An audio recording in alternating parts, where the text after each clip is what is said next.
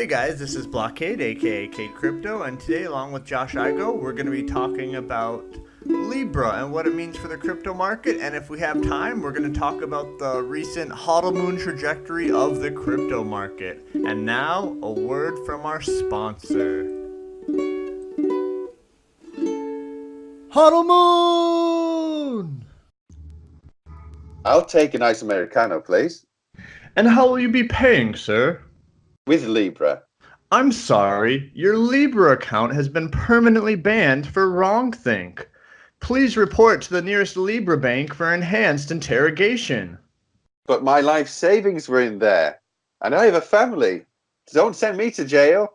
Libra coin, like crypto but inflationary and confiscatable. We rid the world of wrongthink and political dissidents, just like Facebook. My name is Mark Zuckerberg, and your Libra account has officially been zucked.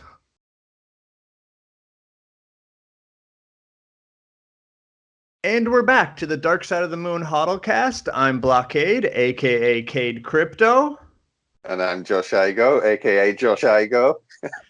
And today we're talking about the big news in crypto, the Libra blockchain project by Facebook. So, let's start off, Josh. You want to give me some brief predictions or thoughts on Libra? Short term, great for freelancers across the developing world. Bad long term for freelancers across the developed world. It's going to have a lot of issues, I think, in the long run. And it basically is going to come down to a clash of different pools of labor around the world. I think it's great for capital. If you're a capitalist, then wonderful. You just get more access to labor.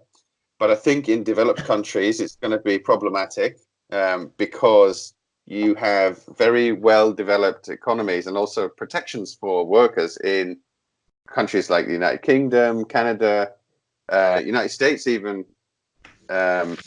versus many of the other countries around the world. In Asia, in Africa, these protections don't exist. And enabling capital to basically access labor unrestricted in a very kind of laissez-faire capitalist type of way, with the network effect of, let's say, 4 billion people that Facebook has access to. In the short term, it could be a bit of a bonanza, and it'll be great for freelancers in the developing world. It'd be great for capital in the developed world. But I think in the mid to long term, it'll be quite difficult to overcome these social problems that are going to arise. So what are your thoughts? Yeah, I think when it comes to regulations and cross-border stuff, I think for regulations it could be good or bad. I think it's kind of too early to tell. I mean, my basic thoughts are, it seems like it's going to be its own currency, maybe like a private version of a central bank that's based off a basket of currencies. I think when it comes to regulation, like you said, I think, it could be banned in some countries. And when it comes to regulation, we don't really know, is it going to be good? Is it going to free up some of the rules in some places? Or is it going to be more restrictive and have more rules be put in place? So I think that's kind of too early to say. But long term, I think if it can handle getting legislation passed and not getting regulated out of existence, I think it could be a top 20 foreign exchange currency. And we have a lot more to talk about. But do you have any thoughts on what I just said? Yeah, sure. It will be a massive, let's say, a competition to fiat currency. It is a fiat currency being faith-based currencies. But when I say competition to another faith-based currency, I mean, it's going to be competition to the pound, the euro, the dollar, the Singapore dollar. And it's going to be a lot more easy for participants to use it. Like there are basically going to be very few barriers to entry apart from having a Facebook account. Are they going to have KYC? Is it going to be completely like going down the lines of a bank? Are they going to have to verify people? That's going to be an issue in much of the developing world. Are they going to have some more progressive ways of identifying people? I don't know. Let's see how Mhm. it plays out. I Yeah. think it's going to be great for Bitcoin in the long run because if you think about the amount of Bitcoin wallets that have been created so far, there's around 35 million wallets that have been created. Hmm. But I personally have, dozens of Bitcoin addresses, some of which are dormant, but they still count as a created address, a Yeah. generated Yeah. address. Yeah. Well, So let's be let's conservative and say that let's say 3.5 addresses per person. So that makes it only just around 10 million people that have ever actually um, laid their hands on Bitcoin in one way, shape, or another.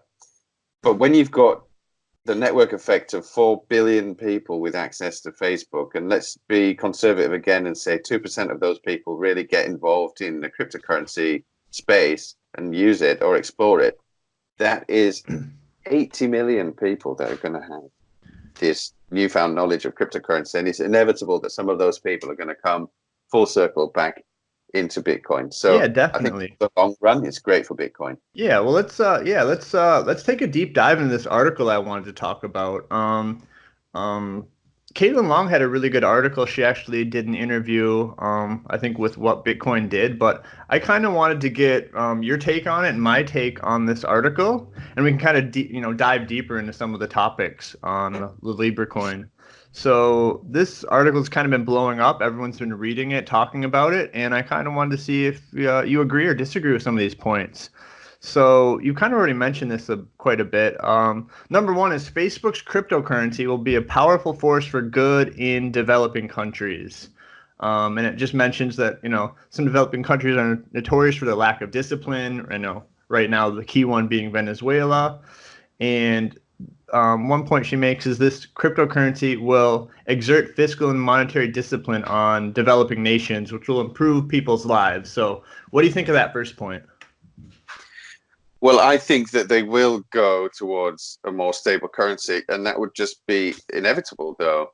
And they are already going into Bitcoin, despite it being quite difficult for the layman to understand, honestly, still. And when you've got something right in your face, which is Facebook, that everybody has on their phone or their computer already, it's quite easy to sign up to an account. I think it's going to be inevitable that people will use this. And of course, they don't want to have to fight against this hyperinflation that they've been fighting for a long time because of the socialist government that they've got there. So I don't think this is a crazy prediction. I think this is quite straightforward. It's very logical that citizens of countries that are experiencing hyperinflation would prefer to go towards a stable currency of sorts and in a very straightforward fashion. So having something very straightforward and simple as Facebook offering this, let's call it a service or a fiat competitor, it's it's going to be a massive win for those people in those economies because then they can finally properly interact in the economy, which they can't Yeah, properly do now. definitely. I think, yeah, I mean, and also too, I mean, this Libra token, there's already other currencies that are already doing this. In Venezuela, Bitcoin Cash and Dash, they're already seeing like pretty heavy adoption. So yeah, I totally agree with you there. I think it's pretty much a no-brainer. Let's hop on to the next point. And I think this one's pretty interesting and one I want to spend a little bit more time on. So Facebook will pay interest to the holders of its cryptocurrency, and this will eventually lead to populist calls to repeal corporate subsidies to banks at the heart of the U.S. banking system. So they're saying that, if Facebook keeps all the interest, people are going to be pretty upset about it, protesting it. And if you don't know how the U.S. banking system works right now, if you hold money if a bank holds money in their account, they draw a 2.35% interest just for not lending it out. So so yeah, they're either going to give interest to the people who hold the Libra token, or if they don't, she predicts big protests. And just one addendum I want to add is, according to the Libra white paper, they're not going to give out interest. So she's kind of predicting opposite of what the white paper is currently saying. So you want to give me your take on that? Yeah, I think that she's coming from a very American centric perspective. I honestly don't think that the vast majority of Americans, apart from just having a kind of a a glancing interest in Facebook because it's in the headlines will really have the need or desire to use a Facebook coin. And I think that Facebook and Libra know that. So that's why they're targeting non-US, non-developed countries initially at first. Yeah, like So we I talked think, about the third world, start with the third world and then, we don't really have as much of a need for it here, right? yeah, so I honestly don't think that maybe her prediction could play out over 10 to 15 years, but I think in the short term, I don't think that there's going to be any massive riots or upheaval because Facebook is not paying interest on Libra coin from an American perspective. And I don't Yeah. think that Americans are going to really go and, let's say, go to the heart of the US banking system and complain and then repeal corporate subsidies. I think Yeah. that that's a bit idealistic on her behalf. That would require like a massive awakening that, frankly, I don't see happening in the United States Yeah, and anytime. I think too, I think it's as long as they can avoid US regulations, they're based out of Switzerland and they are going to target the third world. So yeah, I think you're right. As long as they can avoid the US or some other country cracking down on them, you're probably right. I don't think it's going to be much of an issue. One thing I wanted to mention though, at least for the US, is there's the securities law, and maybe you could talk a little bit about the European side, but um, if they do pay interest, then the way the law is now, it's technically a security. It's a regulatory issue, and if they don't pay interest, it's not a security, and then they'll pocket all the money, and that looks like what's going to likely happen. Do you have any take on that? No, not really. I don't have a big take on it right now because I just want to see how it actually looks in 6 months. I don't want to make too many guesses because I think that they're going to be very nimble in their approach. They're going to be flexible in terms of where they roll it out. They're going to basically be compliant with many of the laws, is what I predict. They're going to follow US legislation when they're operating within the United States. They're going to follow EU regulation when they're in the EU. Mm-hmm. When it comes to places in Asia and Africa, I think that those places are more malleable in terms of being able to influence certain key decision makers in those countries. So I would say let's just wait and see. Yeah, yeah. All right, let's move on to the third point. Facebook's foundation will grow to garner big power in global capital markets. And maybe I'll take this one first. Basically, she's kind of arguing, and other people have argued as well, that this Libra is going to be asset backed based on, the dollar, the euro, a basket of different currencies. And they're going to have huge control in capital markets.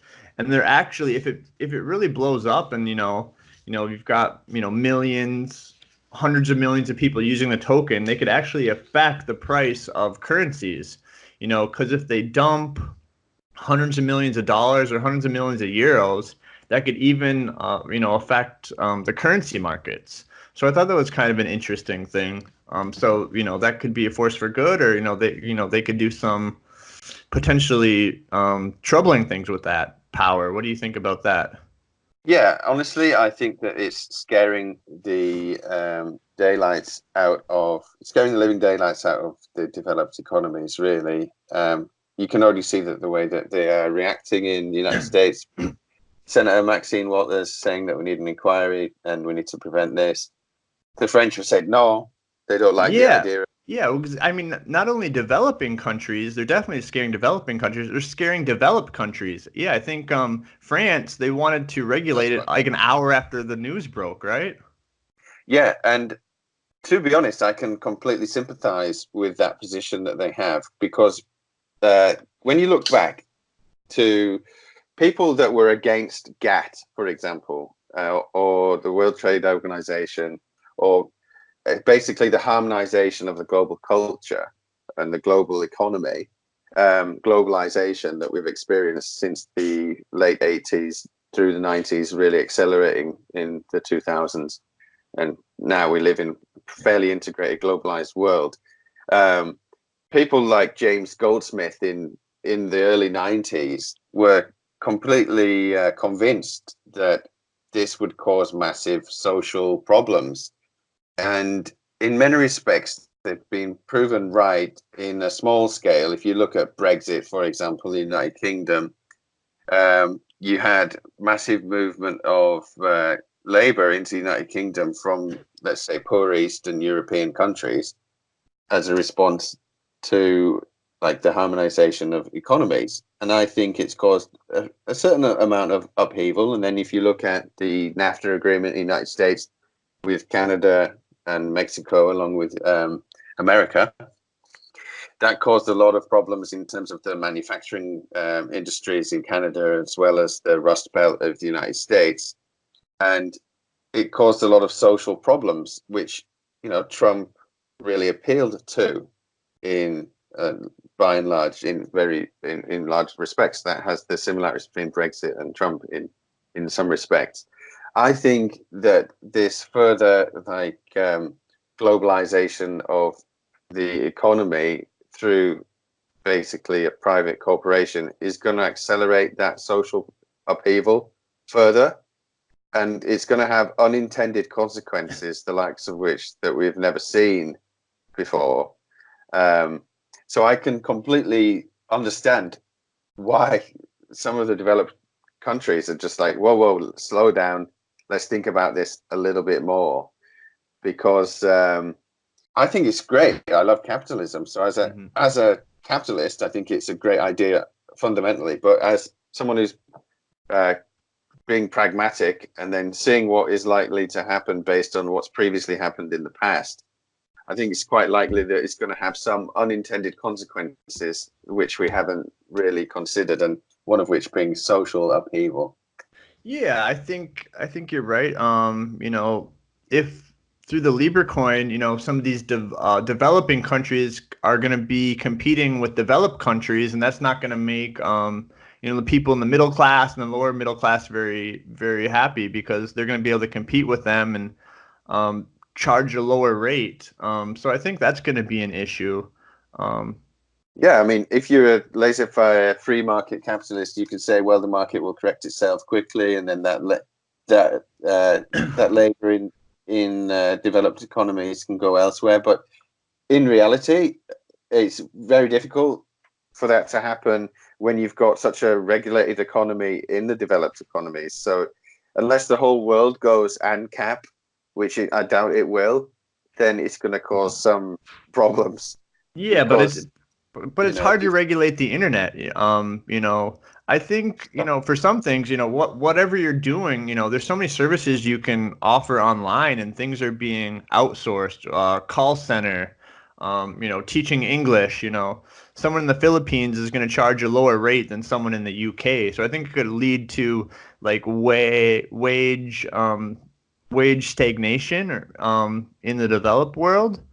And and how, as far as how it's gonna pan out regulatorily, it's hard to say. I mean, it took Korea quite a while to stop Uber. They finally cracked down on them, but for a while they're just operating illegally and they couldn't stop it. So, will they regulate it? Probably. Can they stop it? Who knows? It's kind of a thing we'll have to wait and see, I think. Well, yeah. Now, Korea is an interesting example because, it's a very homogenous society. Most people that live in South Korea are, ethnically Korean. 98% of the population are ethnically Korean. And, they're quite skeptical of foreign influence. They want to keep things as national as possible, but not in a nationalized socialist sense, but more in the kind of, I don't want to say the word, but like fascist sense, which is the state working very closely with big corporations. And that's where you've got the chain wall. Sure. The government working closely that's a different discussion. Yeah.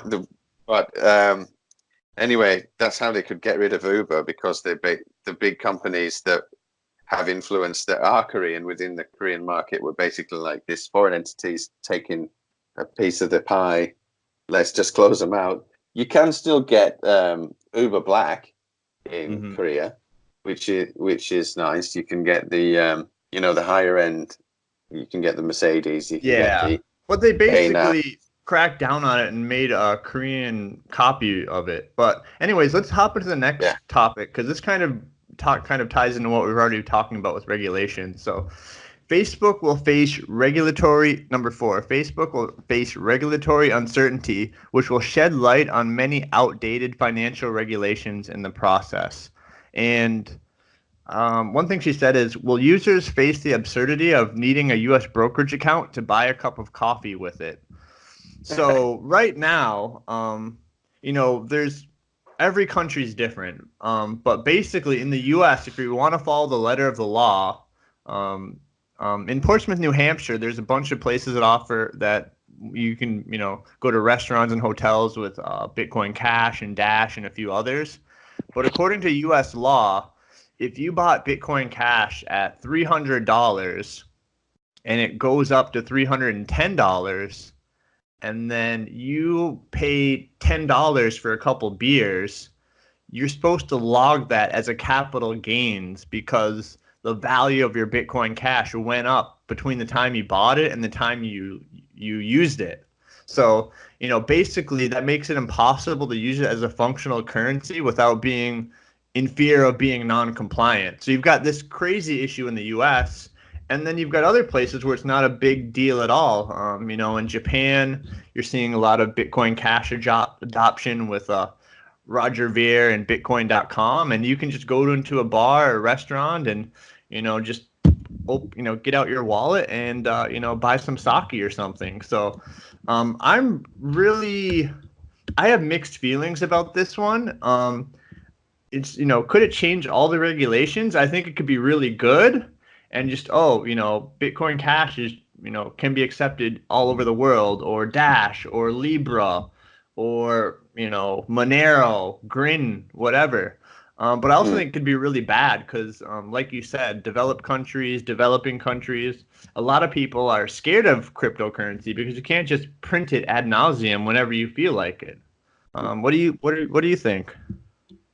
Well, I've got a couple of thoughts on this, really. Is it a security? Well, it depends on which legal jurisdiction you're in, but basically, this goes back to a kind of political / economics argument, which is many people in the United States seem to believe that the US is like a completely deregulated free market or something like that. But this proves in like very simple terms that it's one of the most regulated markets in the world, and so are most of the capital markets throughout the developed world, and the UK included. There are like millions of paragraphs of basically like US banking and financial regulations that have already been put in place over a number of years, and that only really accelerated even further post the financial crash of 2007, 2008 with the subprime mortgages. So it's kind of like it's shedding a light on something that many people don't really quite grasp yet, that we've got to the state of where we are thanks to like massive amount of regulation that we actually have. We don't really have like this free market economy as, let's say, some of the people in the left believe. So I don't really know where to go with it in terms of the United States. I think that United States is not going to be really impacted by this Facebook Libra coin for a number of years, especially the way that the politics is going right now. I don't think that it's necessary. It's not going to be anything other than a talking point right now. Mm-hmm. Maybe in 10 years it might be different, but I don't think it's going to affect the US dollar whatsoever. Yeah, and that the Libra Foundation or Facebook, they talked to government regulators before they rolled this thing out. So I'm pretty sure they probably have pre-approval. So I don't think it's going to be an issue. And yeah, as far as the regulations, yeah, I mean the US used to be, number one as far as the most capitalistic, and we've just been sliding down farther and farther down the list. I think, we're probably in the, late, ranking is probably like in the teens, or I think it's even like what I thought it was maybe like 25th in the world as far as the most capitalistic. I think Hong Kong and Singapore are way up there, and also places Ireland. that people think are very socialist. Like some places in Scandinavia are more capitalist than the U.S. when it comes to regulations. And I know we talked about this before during the ICO madness, but almost all of the ICOs said anyone can invest except for Americans. So yeah, we definitely got some regulatory Yeah, burdens here that and that's other just places because don't of have. the power of the SEC than the power of the United States. No one wants to really mess around with the government, and they've got a lot of power. And fair enough. So I You think know, Facebook, yeah, they but definitely have lobbied and questioned the US or people within the administration. However, I think that's why they position themselves in Switzerland so that they again can play that jurisdiction kind of game where you hop to wherever yeah, treats you best. yeah, I but don't think yeah, that they're going to really go in the United States very strongly, apart from it's just going to be a lot of media yeah. coverage. Well, the U.S. may have power, but you know what else has power, Josh? Go on to know. Tell me. Bitcoin. Bitcoin. Yeah, it does. It has a decent amount of power, and it's definitely gaining traction. And I think that things like this definitely actually help Bitcoin in the long run. Um, the average person still doesn't really quite grasp what Bitcoin is. And I think that having this in their faces on the mainstream in terms of a big company like Facebook going down the crypto avenue is going to be helpful in a couple of years once people realize, oh, this is a centralized currency, very much like our existing fiat currency. There's nothing backing it apart from faith. What about Bitcoin? How does that work? And then they'll go down that rabbit hole and discover how it works. And that's going to be fascinating when that happens. Yeah, definitely. I think, a lot of people think that Libra is going to kind of be like the gateway drug to, all the other cryptos. Well, it's going to be a catalyst, I think. Yeah. All right, cool. Well, let's jump into point number five. It's kind of similar to point number four. Facebook's regulatory reporting program will open all kinds of interesting discussions. You mentioned earlier when we did the preview about KYC. So Facebook is planning to provide more stringent forms of identity verification and fraud detection than most cryptocurrencies. So that doesn't sound very private. Although in the white paper, I think it says they're trying to be pseudo-anonymous. So, how is that going to affect, things like data privacy, financial privacy, and, some more US centric things that we've been talking about here, like overseas asset reporting, tax compliance, and all that stuff.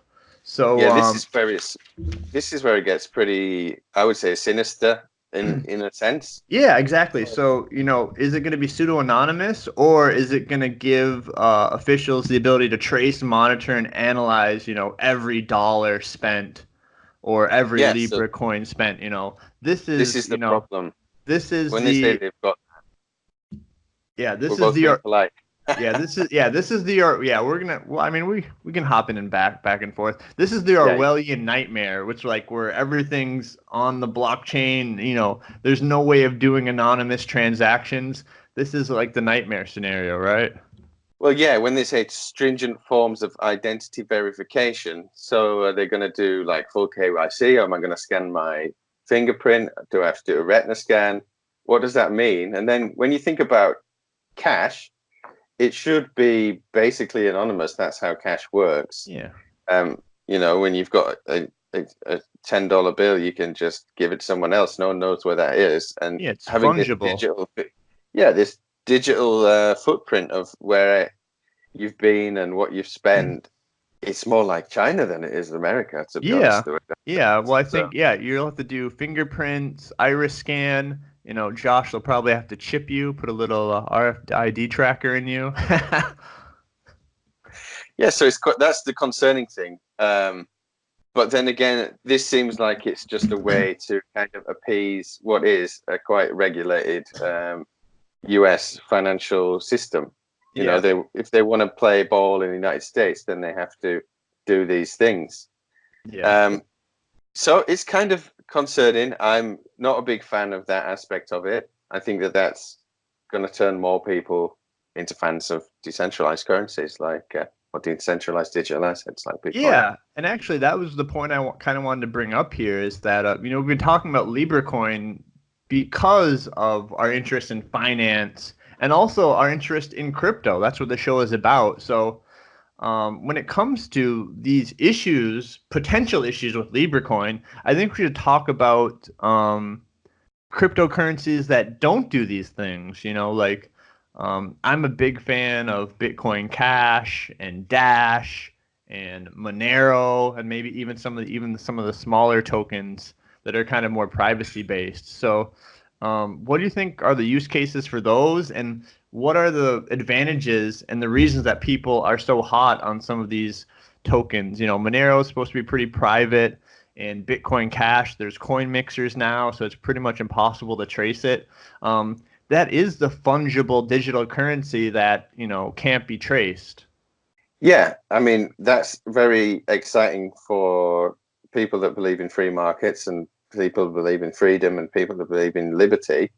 But it's also terrifying for governments, and because they can be used for nefarious purposes too. Let's be honest, it can be used for illegal activities. If we look at Silk Road, that's a great example where people thought that Bitcoin was this anonymous cash, but actually it's a public ledger, fellas. So it was actually worse. Once they've identified you as having ownership of that account, then it became basically incontrovertible that you were the person responsible for all of the transactions Yeah, that came out of that but account. that's true So for as far as being used for nefarious purposes. The amount of crypto that's used for nefarious purposes pales in comparison to dollars that are used for nefarious purposes.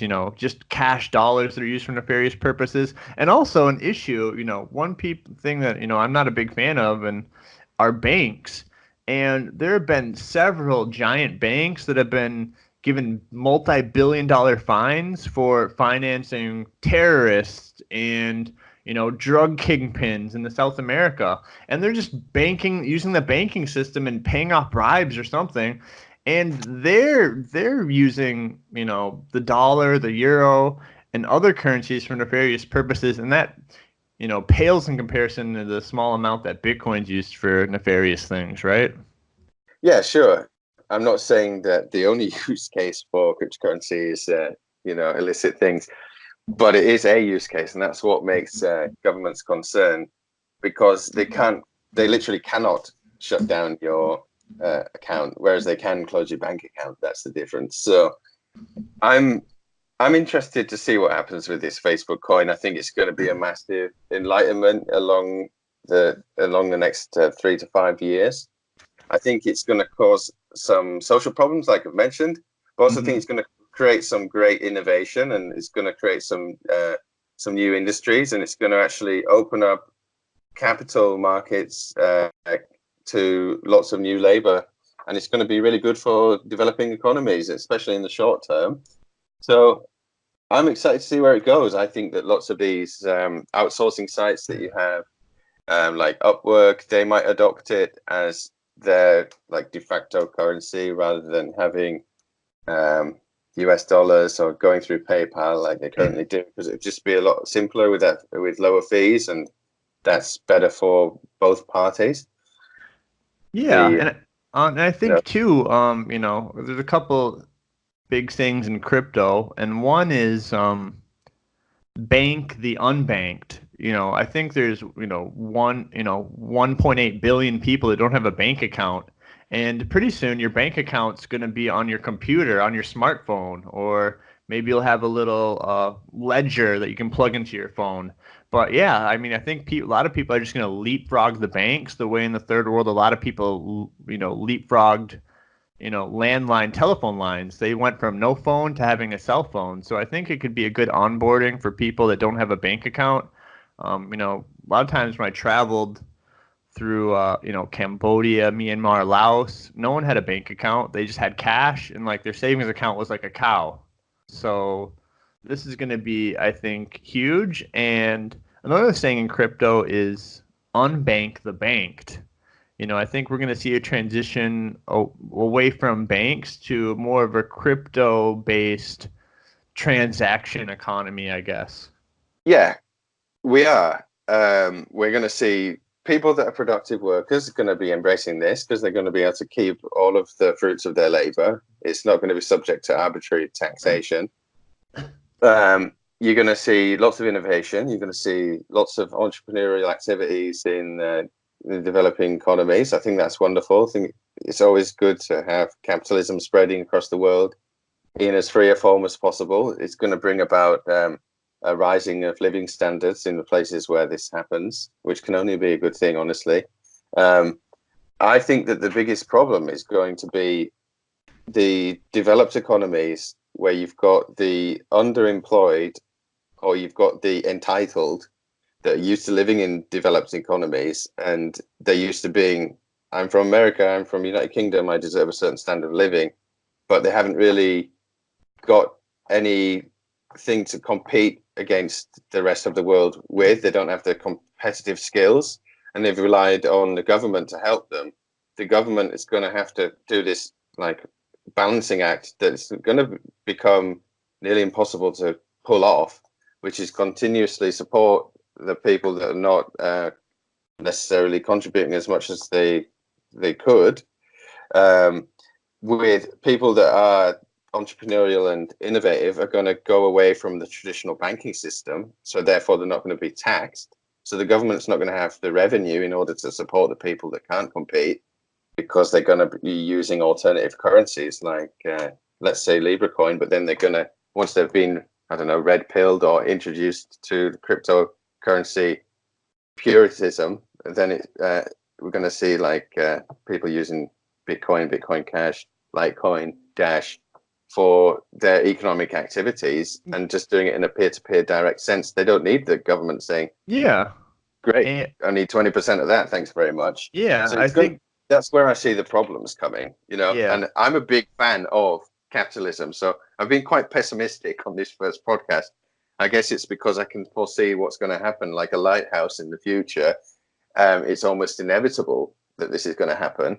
But I think in the long term, if you look at it from a utilitarian point of view, as in the greatest good for the greatest number of people, then it's definitely going to be great overall for the world. Yeah, Um, yeah. yeah. Well, I think too, like I read that Libra is going to be listed on exchanges. That seems pretty obvious.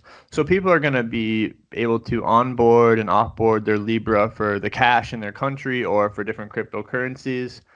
And yeah, as far as when it comes to free trade versus protectionism, I'm kind of a free trade guy myself. So yeah, if the tides are rising in the third world, it's gonna put a little pinch on people in the first world. So yeah, you're gonna have to be an entrepreneur. You're gonna have some sort of values or skills that you can bring to the economy because you're gonna be competing with everyone else all over the world. Yeah, So that's true. And let's not forget, let's be completely realistic here. Like the US does print a lot of money, but the only reason it hasn't gone into one of the big reasons it hasn't gone into hyperinflation is that it's the petrodollar, and also they've got the US military. Anyone that wants to mess with paying for oil in dollars gets a nice knock on the door from Uncle Sam and his friends. It's yeah, gunpowder. So when you've got this kind of peaceful revolution going on, where people can opt out of the traditional monetary system just through individual decisions, just choosing to use something hmm else, hmm and it can't be controlled by a central authority, which is what Bitcoin is. That's what the vision of it is, and that's why the cryptocurrencies that don't have that core element of decentralization at the very foundation will ultimately not really last as cryptocurrencies. I think that Facebook coin is not really positioning itself as a cryptocurrency, to be honest. It's just positioning itself as fintech that uses yeah. cryptographic Yeah, technology it's like because it's it's like a slightly really, better version of PayPal or Venmo or something. yeah, it's not really a ideologically pure cryptocurrency. The same thing could be said for Ripple. The same thing could be said for many cryptocurrency projects that are too heavily centralized, that just want to get in on the act. I think the fact that Facebook is getting in is really interesting. Yeah, That's well, why we let me talked hop about in it here. before. I want to respond to what you said before about the U.S. dollar. Yeah, the U.S. dollar, yeah, it is the petrodollar. So all the oil contracts have to be settled in dollars, and you kind of alluded to it. You know, some people think Gaddafi was taken out because he wanted to have a gold-backed currency, and a few other places as well. And yeah, I mean, reserve currencies usually last about 100 years. I think the British pound lasted about 100 years, and we're at about 100 years or It's still slightly about, over. mate. Yeah, about 100 years or slightly over now. And yeah, I think one thing is, a lot of countries were buying are we're buying government bonds. Like China has billions of dollars worth of US dollars. So they can't really dump it on the market. Otherwise, they're kind of losing a lot of money. And yeah, it's the global reserve currency. It's been like that for a long time.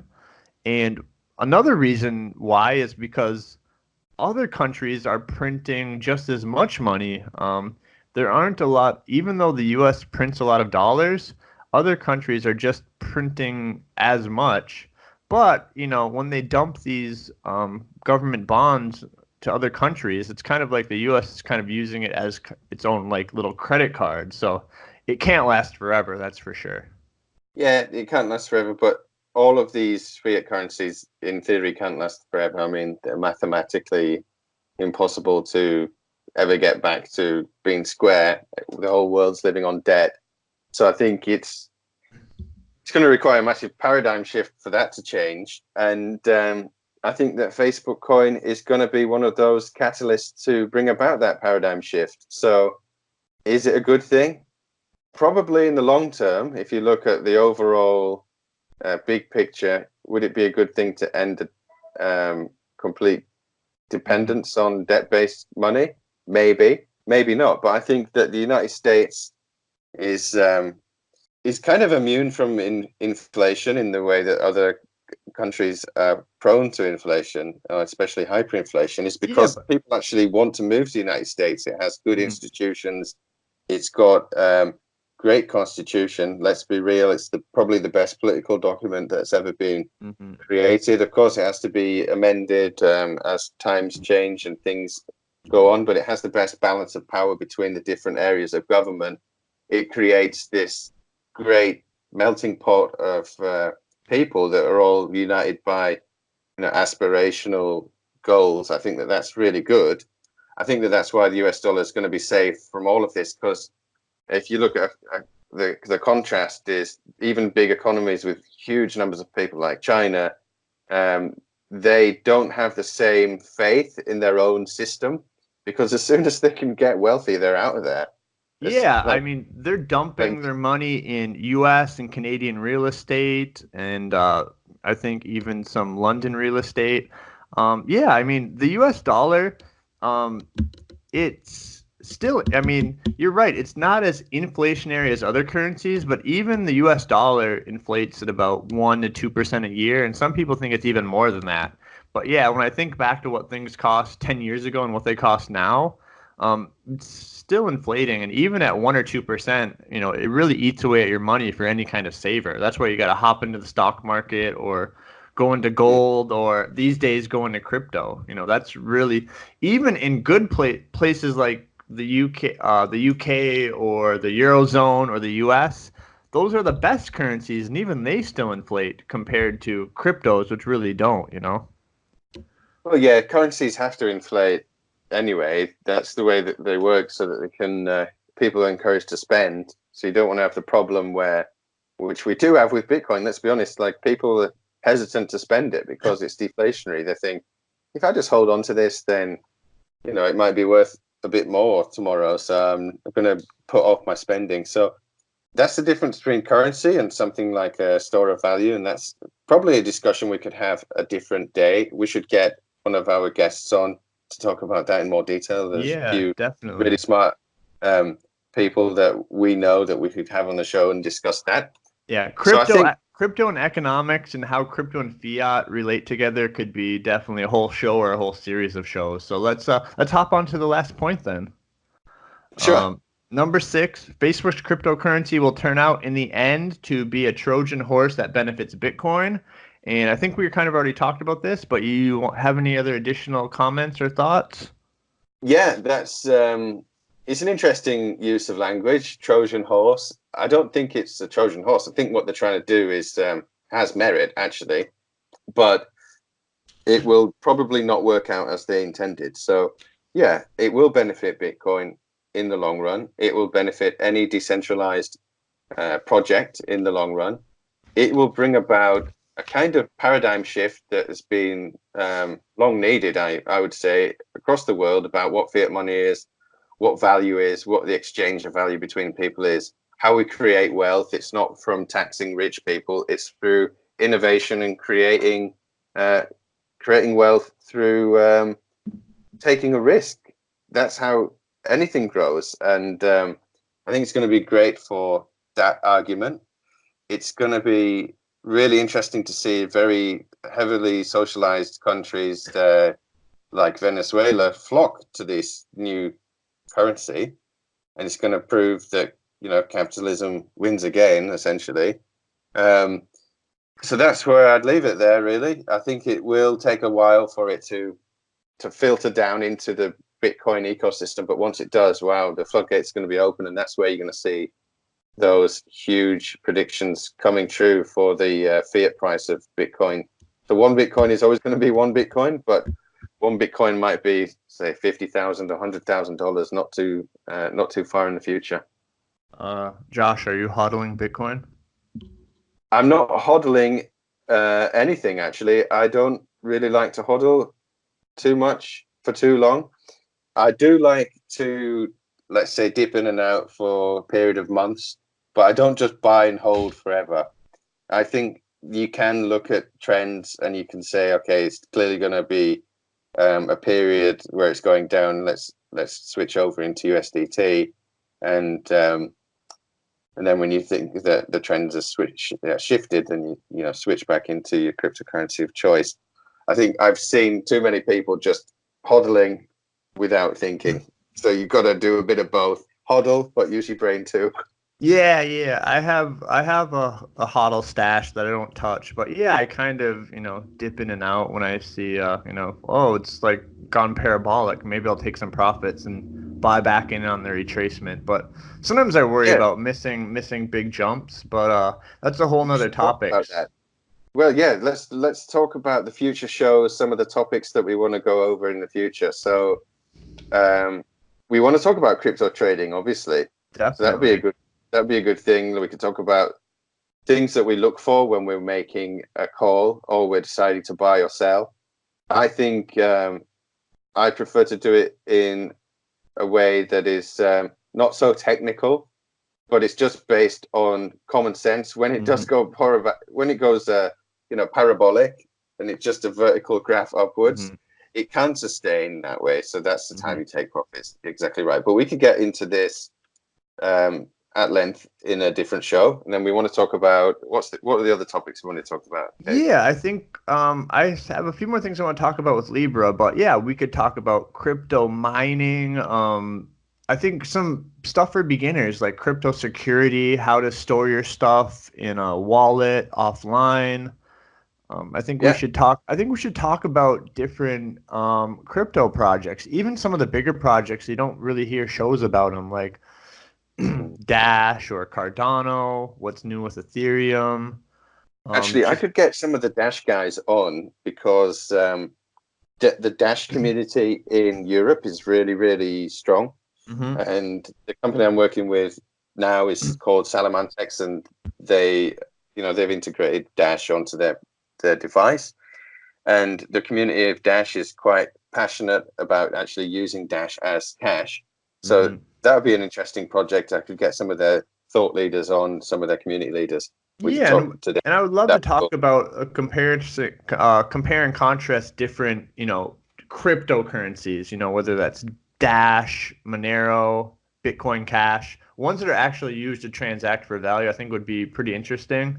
But yeah, we're gonna have a whole list of shows every week. I think the way I'd like to end the show is I was maybe gonna give my final thoughts, like how Libra is positive, how it's negative, and best case scenarios and worst case scenarios. And maybe I think I'll go first, and I'll let you have the last word today.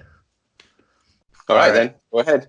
Yeah, so I think the positives are like the last point mentioned. I think it can be kind of a Trojan horse or a gateway drug into the crypto community. People are going to be looking at, oh, what's Libra and how does it relate to these other cryptocurrencies? I think that's going to be huge. And I also think it's going to make people think more about fiat currency and economics and how currencies work. You know, what is inflation? Is inflation good? How much inflation, can currency handle before it gets out of control? It's going to have no transaction cost apparently, so I think that's pretty positive. Um, I also think it could be. It's not going to be. You're not going to hodl Libra and go to the moon, but I think it could be another pseudo stable coin. So I think those are the positives, and I think it's gonna also, maybe not so for me, but in the third world, it's going to allow people to kind of have their own little crypto bank on their iPhone or their Samsung Galaxy phone. The negatives are, the white paper, and even the technical white paper didn't really have a lot of info. I think it could be traceable, it could be confiscatable. Apparently, they're going to burn and mint Libra to keep it stable, so I don't know how that's going to work. And it's not really a true cryptocurrency. It's kind of, I think initially it's going to be like a permissioned thing, and they kind of want to transition to permissionless, but we're not going to see how that works until it gets rolled out. So I think best case scenario is it's a decent stable coin, and so its value is going to be stable or even maybe better than major fiat currencies, and it'll be pseudo anonymous.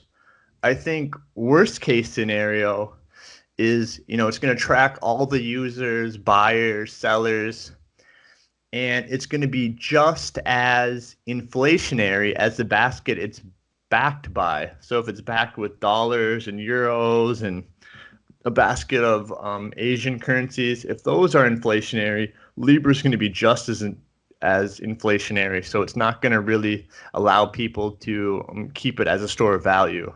What are your thoughts on that? And why don't you give me your thoughts? Well, yeah, I agree with much of what you said.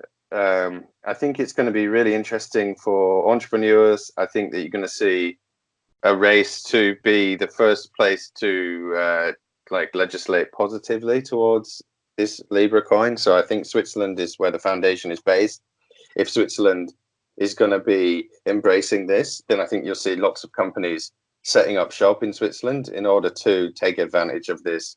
Like I personally would look into that and think about how we could leverage that legal framework in order to actually, be an entrepreneur and make money from this, because you do have a massive amount of people that are willing to basically work, and if they're going to accept Libra coin as the payment, then let's embrace it. Let's go for it. So then that's the positive side. It's going to bring innovation. The negatives I've already touched on. It's going to cause some kind of upheaval in developed countries for, let's say, the underemployed, the people that are dependent on the government. That's going to be an issue. That's going to be one of the big legal problems that we have to wrangle with, and that's how the government is going to deal with that. It's going to be a big problem. Basically, it is a blockchain, but let's call it a programmable database that's validated by nodes, but the nodes are private, and you need to pay to play to get into this position of being a validator or one of these nodes. I think Visa have got involved. Some of the big players have got involved. Uber's involved, I believe.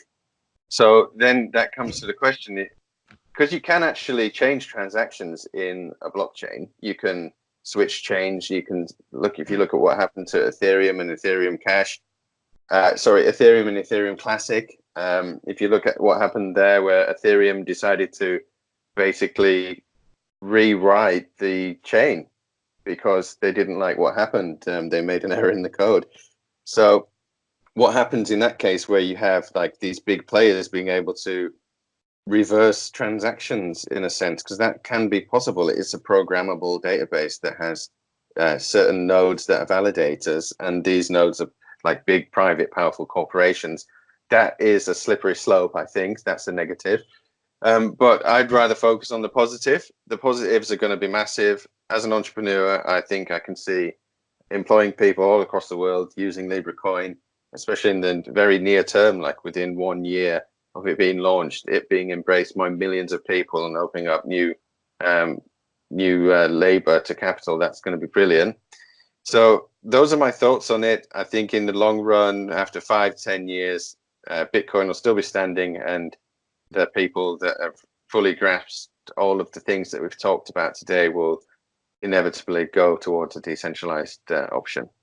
Yeah, I think so too. I think Libra could be really useful. And I think in the long term, I think Dash and Bitcoin Cash and a few of these legit cryptocurrencies are going to flatten out and people won't feel the need to hodl them. So I think that's going to just happen with time. Um, but yeah, I think we pretty much hit on every topic we want to talk about. I think we're gonna have a little comment section where people can give their thoughts, their comments, their feedback, give any ideas for future episodes you want to see.